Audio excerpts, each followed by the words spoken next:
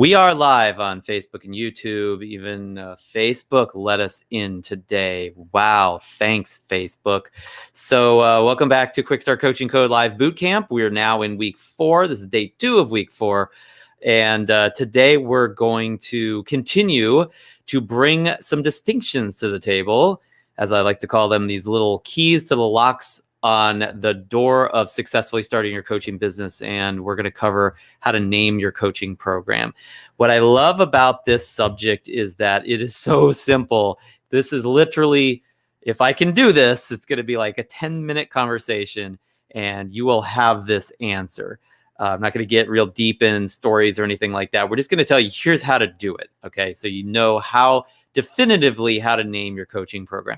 By the way, this process of naming your coaching program, it also applies to naming your coaching business, naming any products or seminars you'll be leading, naming any webinars. I mean, pretty much naming anything. This will still apply. Now some pieces of content, you wouldn't give it a name. You just like give it a title. This is a little bit different than titling. But certain things will be productized, will be named as an object. Your coaching program is definitely one of them. Your business is probably one of them. But also you could have like seminars and webinars and maybe some other things I'm slipping my mind here right now, like processes or systems that you provide as productized offers, or things that are productized inside of, like, for instance, I have a program that also includes a home study course within it, right? So I'm not selling that separately, but it is a product, it's a premium, as they like to say, a bonus that goes along with a program, right? And so I've named that bonus as well. So hopefully that makes sense. So I can say I have this Synergy coaching program that also includes my Effortless Enrollment Mastery home study course as a bonus, right? Or the Quick Start Coaching Code home study course as a bonus. And all those things have names, but one is the umbrella program name, and then there's also products and other things that are provided within it. Okay, so you can have multiple things that'll have names within your coaching business in general, but we're really just going to talk about your coaching program today, just to keep it simple, but this applies to all those areas. All right, now let's get into it. So the name of your coaching program, there's 3 items, there's 3 things or facets of this that you need to set up and deal with and actually make sure is in the name to make it the ideal name. Now, you won't always be able to hit all 3 of these. You won't be able to ring all 3 of these bells with every name that you create. So I'm going to also give you some priorities around this too. But I'm just going to tell you the 3, and then we're going to get into the details on each of them. So the first aspect, and really the most important aspect to naming your coaching program, is the name itself must promise the number 1 benefit of your program. I'll say that again. The name itself must promise the number 1, the primary benefit of your coaching program. Okay. That's the most important priority. If you don't do this one, the others aren't going to help. The name needs to at least suggest or imply the number 1 benefit, if not actually like just obviously, overtly and explicitly make it clear what you're going to get if you buy this thing, if you buy this program. Make sense? Second, you should make the name of your program impossible to forget. It should be memorable. It should be easy to remember. And we're going to get into how that's done. But that's a second priority from the first, the one that just needs to be, make it obvious or at least implicit in terms of the implied benefit. But it's still pretty darn important. You want the name of your coaching program to be memorable, right? I mean, or else people just forget it and they move to the next one. They don't even know that they didn't sign up for yours. So that's the second. Impossible to forget. Third and final priority here, final bell you need to ring in the name of your coaching program is make it catchy. Just make it catchy. Now, by the way, why would we want to make it catchy? It lends itself to the second priority, making it impossible to forget. We'll talk a little bit more deeply about other aspects of catchiness in just a minute or two. But those are the 3. Promise is number one benefit, impossible to forget, and then finally, in third, catchy. All right, let's backpedal here and talk through each of these in a little bit more detail.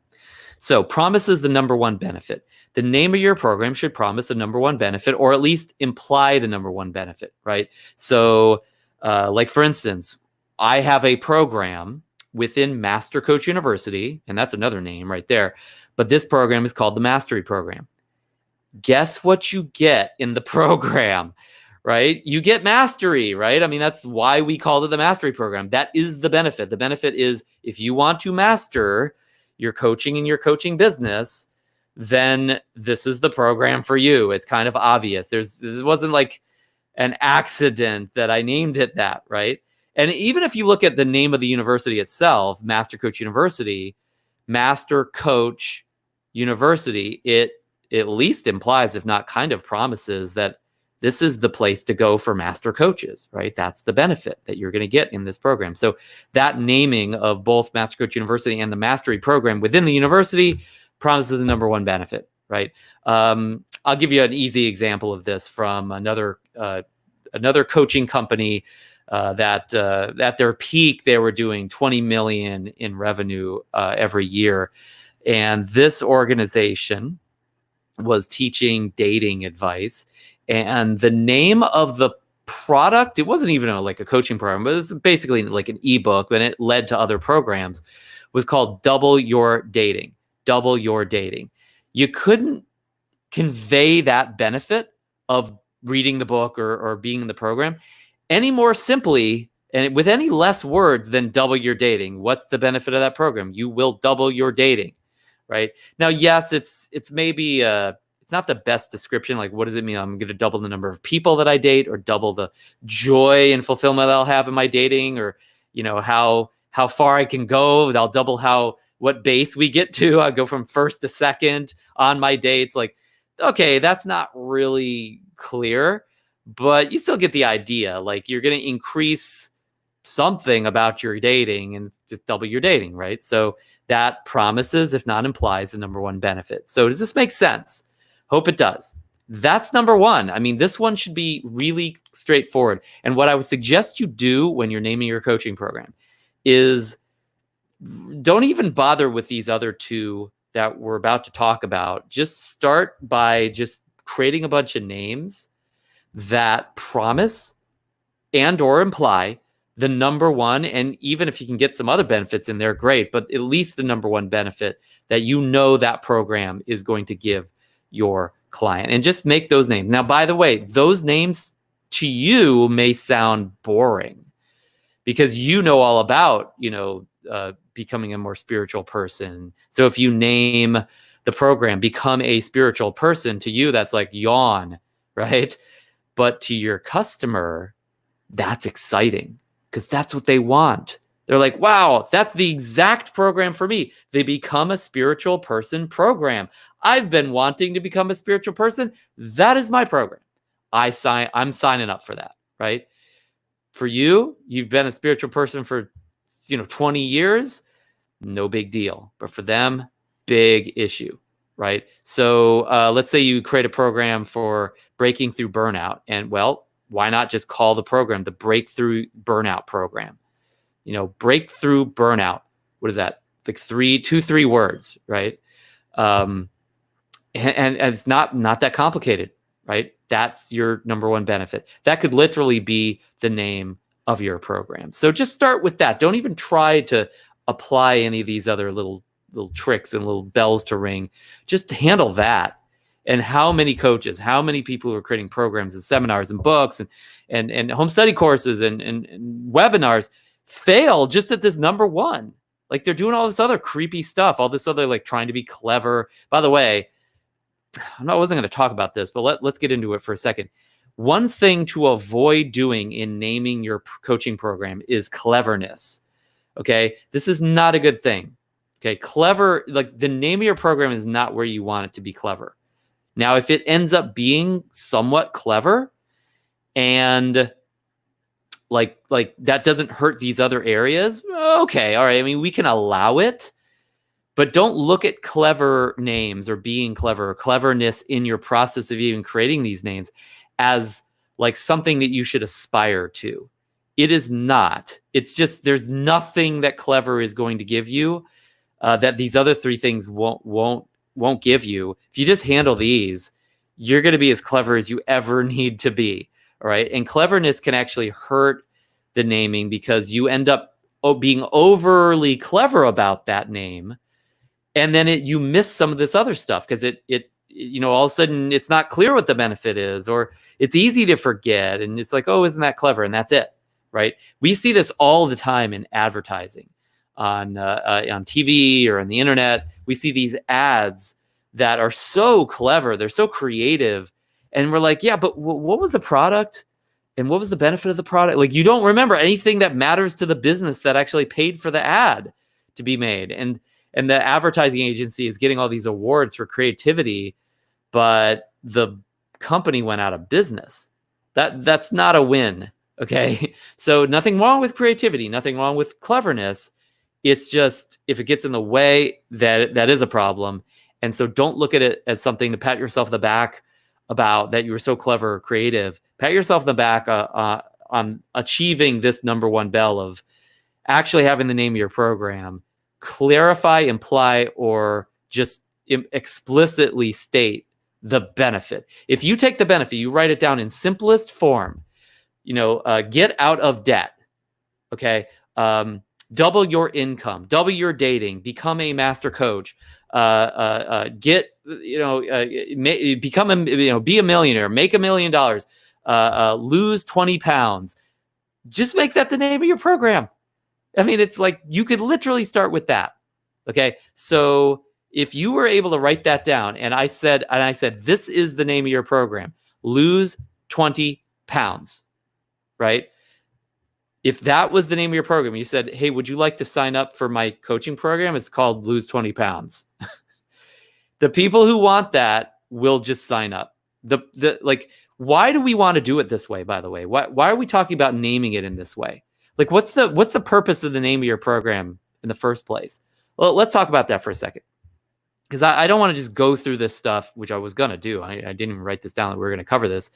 But I don't want to go through this stuff and you say, well, great, that's what I'm supposed to do, but why? Or what difference does it make? Or like, what is the name of my program supposed to do for me in the first place? So a lot of people think that the name of their program is supposed to kind of like create an artistic rendition of what the program is. Somehow give some like flourish or artistic attitude to what the program really is about. And that's not it. I mean, maybe it could do that. That might be nice. But the purpose of the name of your program is to be the smallest form of communication that encapsulates your program. It is the simplest, shortest form of explaining what your program is, right? So if I say, hey, this is the avant-garde perfection program, and you don't know what the program is, and then I have to explain, well, this program is about losing 20 pounds and then like perfecting your image of yourself, and I have to explain all that. I've failed with the name part of the process. I've screwed up the name somehow. Just the name of the program itself, I shouldn't have to explain what the program is going to give you. I shouldn't have to really discuss the programming. Like, you should actually kind of get what the program is just from learning the name of the program. Now, why is that the job of the name? Why should that be the job of the name?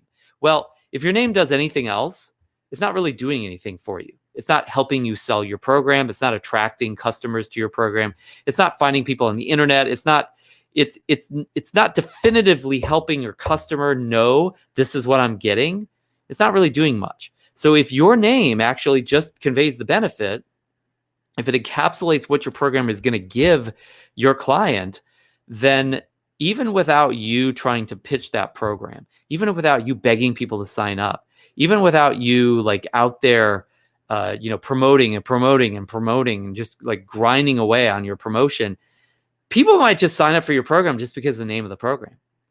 And if all the name of your program does is help to sell it, is attract people to it, is get attention on it from the right people, and actually make people like want to buy it, isn't that enough?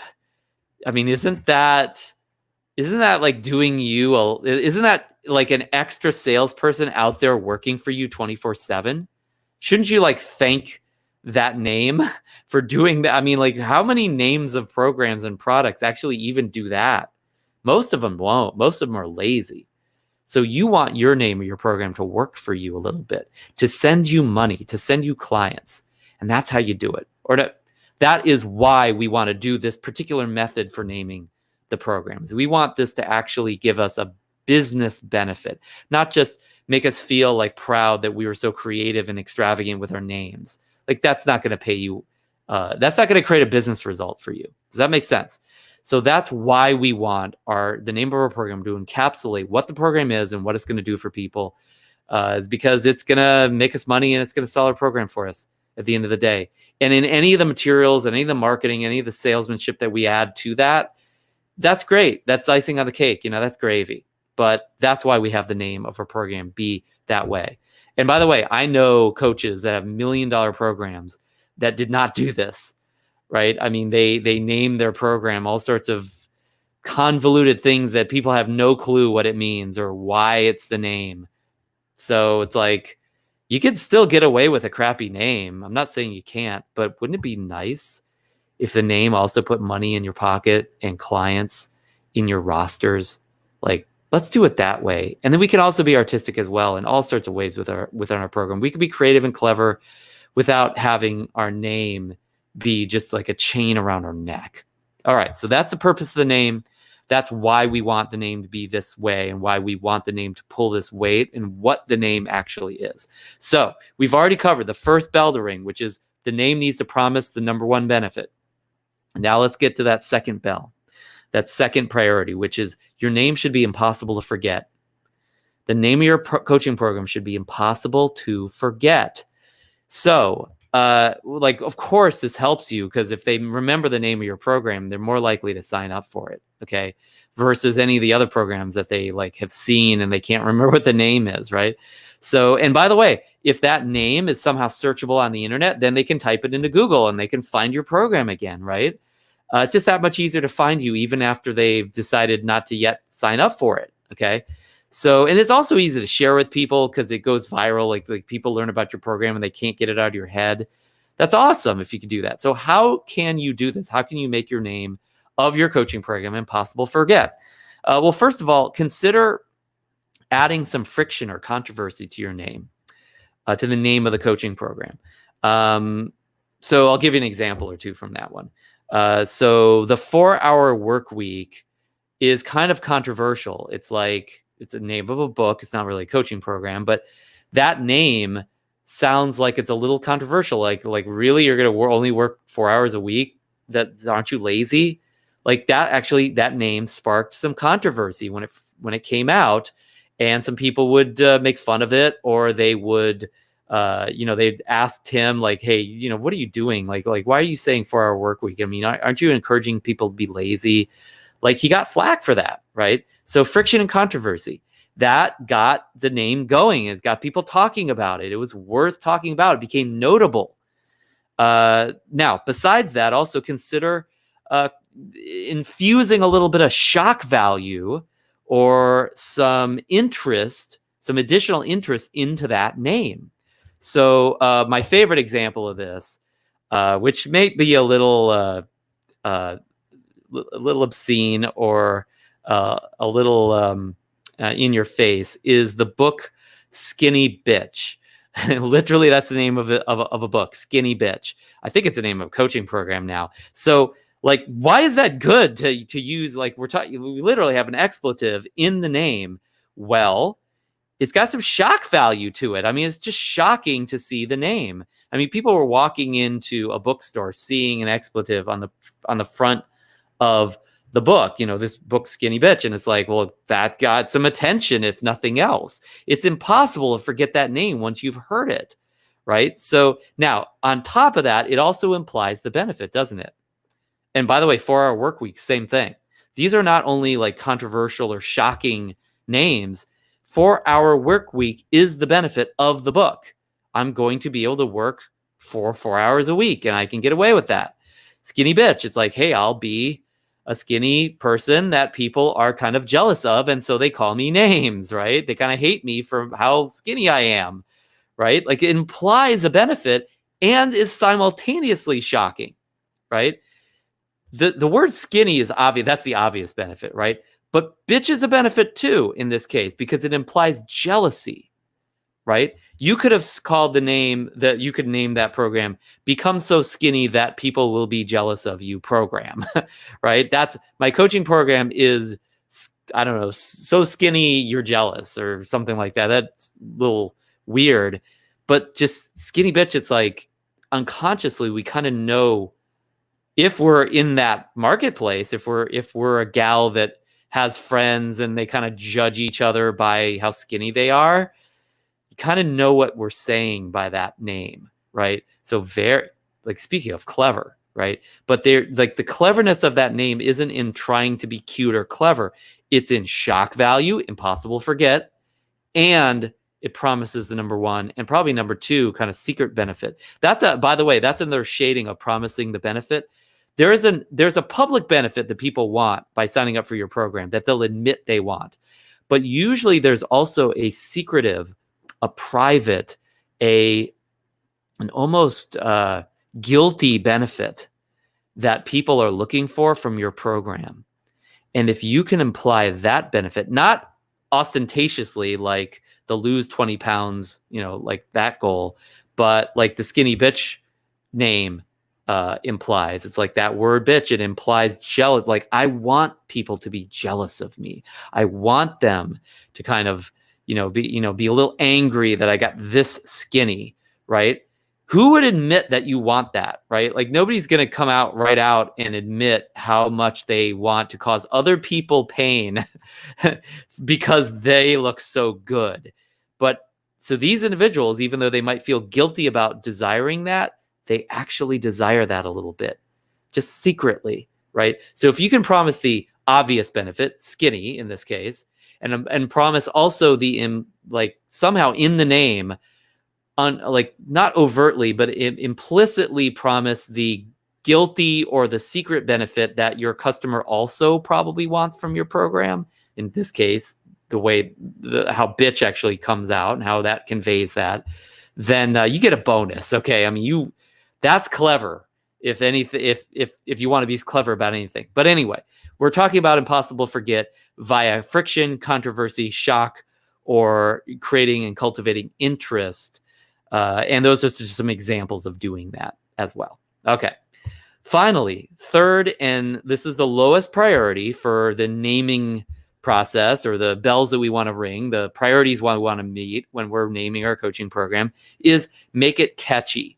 So, being catchy is not the most important thing in the world, but if you can do it while you're doing these other two, promising number one benefit and making the name impossible to forget, then hey, great, good on you. So how do you make a name catchy? You use alliteration, you use rhyme, you use rhythm. These factors or these treatments of a name are ways to make the name roll off the tongue, make it easier to hear, make it easier to say, make it easier to remember as well. It becomes something that's not just impossible to forget because of the shock value, but it's also impossible to forget because it just kind of, it's a name that rings for you over and over and over again. It's easy to hear, it's easy to say, So one example of this using alliteration, which is repeated consonant sounds, would be QUICKSTART coaching code, the K sound on the Q's and the C's. In my QUICKSTART program, it uses alliteration, right? So QUICKSTART coaching code, easier than Start Your Coaching Business Fast program, right? They're both promise the number one benefit, but QUICKSTART coaching code has the triple C sound, so we've got some alliteration there. The most famous name that uses alliteration is probably Coca-Cola. Coca-Cola, right? So we've got 3 C's there as well. Okay, Dixie Chicks. It's a group. They have alliteration in the K sound as well.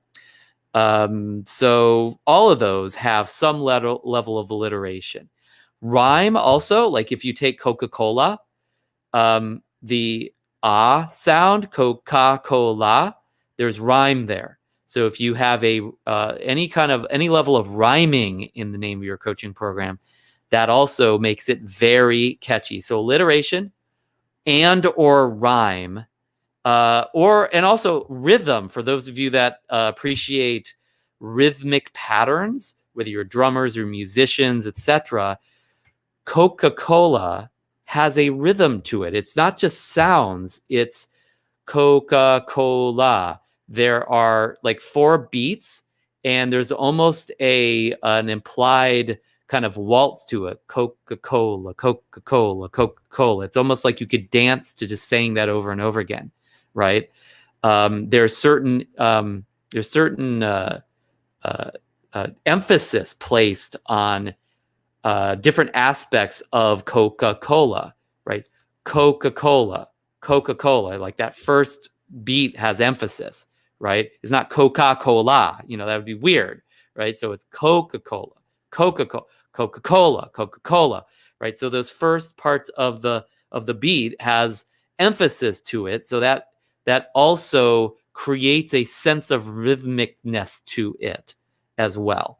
Most of the names that I've created do not have rhythmicness to them, unfortunately, but Dixie Chicks, Coca-Cola, another one would be Blackberry, Blackberry, Blackberry, Blackberry. You could like say it over and over again without even stuttering, right? If you got something like that, there's a good chance you've infused some rhythm into the name of your program as well.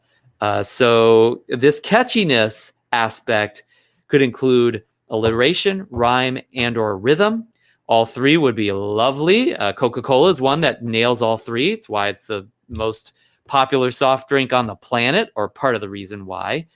And here's another example. Palm Pilot.